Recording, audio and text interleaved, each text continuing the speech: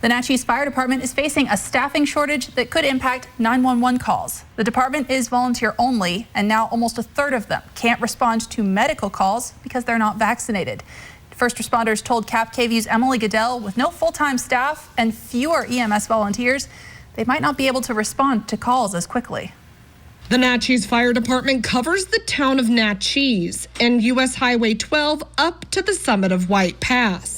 It's a big area, just one station and 30 volunteers. While they do respond to fires, most calls are for medical emergencies in rural locations. We're usually first on scene because we're kind of closer than some of the other folks. But now, due to the restrictions in the state's vaccine mandate, their pool of volunteer first responders is down by 30%. A few times here within the last few weeks, we've had some calls where we didn't have anybody available. The chief says with fewer people to choose from and volunteers already having limited availability, it's taking them longer to respond to calls. Heart attack call, stroke call, time is critical.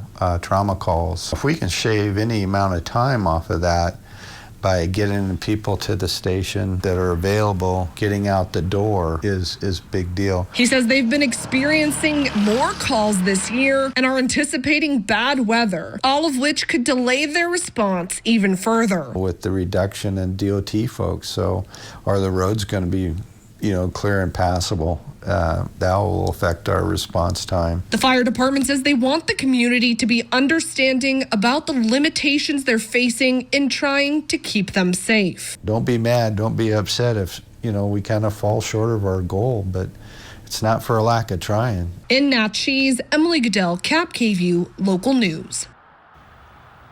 Now, the chief says they are always looking for new volunteer firefighters, so if you want to help, you can learn more at NachesFireRescue.com.